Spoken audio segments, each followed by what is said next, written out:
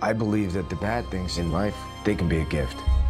That guy's odd. He's delusional and thinks that we're friends. They used to call him Gordo the Weirdo. I think he's nice, and he's been very generous. In Joel Edgerton's 2015 thriller The Gift, audiences are presented with a movie that asks, among many things, what makes a protagonist and an antagonist? Edgerton, who wrote, directed, and stars in the film, uses the audience's expectations of the question against them, and provides a surprising answer. To better understand Edgerton's answer, we need to define some terms. First, a protagonist is often written as the central character of the story. The audience will want this person to succeed. On the other hand, the antagonist can simply be defined as a person that opposes this main character. In my opinion, three major factors that play into whether someone is viewed as hero or villain is how relatable they are, their goals, and what the audience can see about them. I'll explain each point going forward. In The Gift, our protagonist, Simon, and his wife, Robin, are first introduced moving into a new home. Simon has a good job, a nice place to live, a caring partner, and as Edgerton puts it, I wanted someone who would enter, that the audience could sort of enter the story with and go, he's a good guy.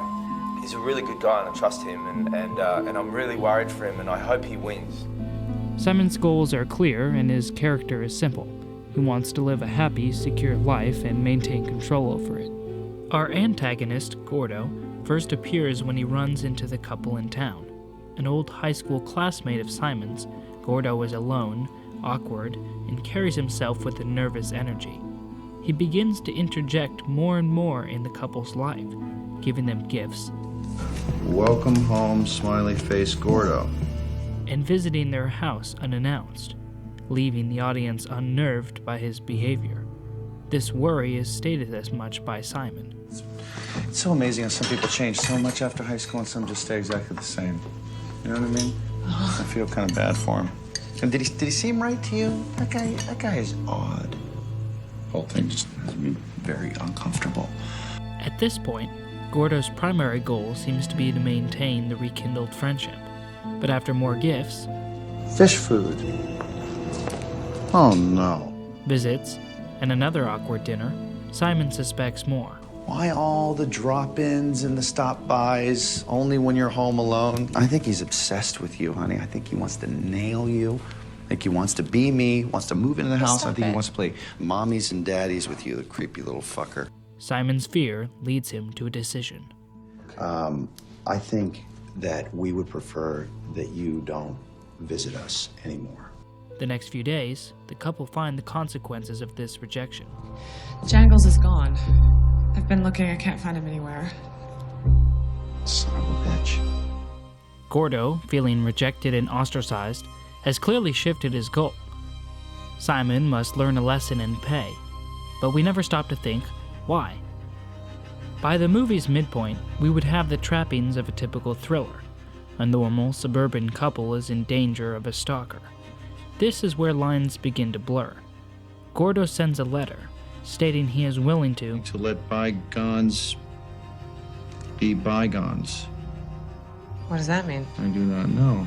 Unconvinced, Robin digs further and discovers the truth behind this statement from another high school classmate of Simon's. Simon was a bully. He had a real mean streak and Gordo was a target. Simon made the whole thing up. About Gordo being with a guy in a car. About him being gay. He made this whole thing up, and it basically ruined Gordo's life. This whole time, Simon had known exactly who Gordo was, the boy he used to bully back in high school.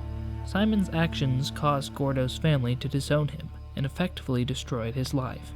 Only now does Robin and the audience see our protagonist's true character. Is that what this is about? You fantasize about all those girls back in high school that treated you like shit, just lining up all of a sudden saying, hey, Robin, we're so sorry about how we treated you. That's great. You're a bully. You were then, and you still are now. Simon is further exposed when Robin guilts him into apologizing to Gordo. You accept my apology? You see, it's too late for that. Hey, I give you a chance. I asked you a question. Accept my apology. It's too late for you, Gordo. Who you are is your own fault. It's got nothing to do with me. Because we initially relate to Simon and his goals, we view Gordo as secondary and an outsider. The audience makes assumptions about a character and lets the rest be filled by fear, expecting that Gordo will turn out to be something much worse than what he is. This concept is spoken about in the film. I mean, it's amazing how an idea can take a hold and really bring a person down. The gift demonstrates how what we don't see becomes more powerful than what we do, both about the scenes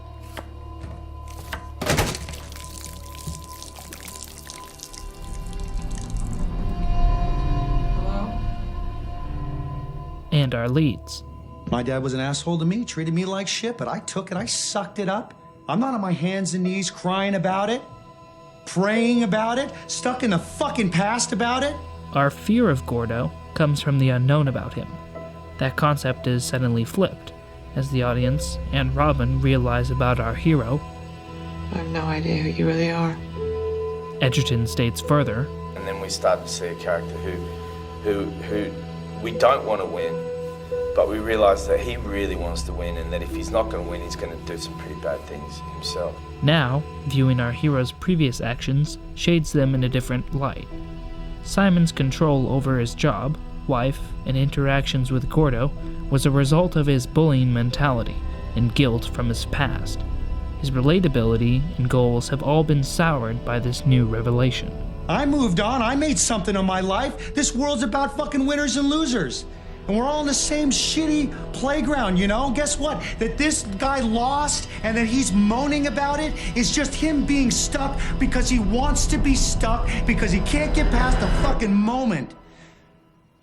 But the shift on our protagonist does not necessarily save his opponent. Gordo still trespasses, taunts, and turns a couple against each other to fulfill his own goal. I don't want to go back to that house with you. Though the core motivation for his revenge may finally be understandable and emotionally resonant, No, you know what you really want is... What you really want is for me to tell you that everything's okay, that it didn't happen. Does it remind you of something?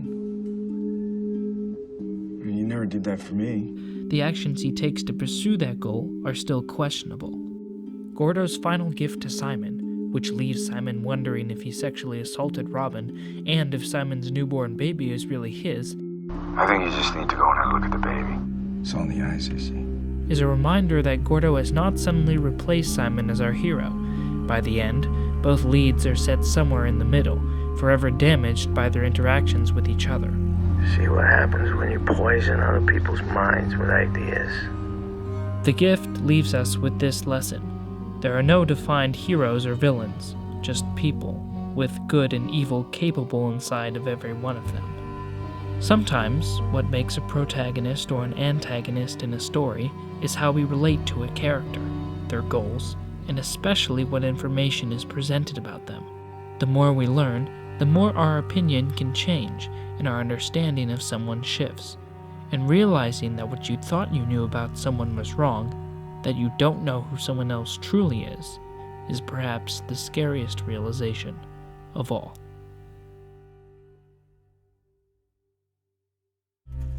Thank you so much for watching my video essay on The Gift. What did you take away from the movie? Let me know in the comments below, and if you enjoyed, please subscribe to my channel for future video essays, writing, and films.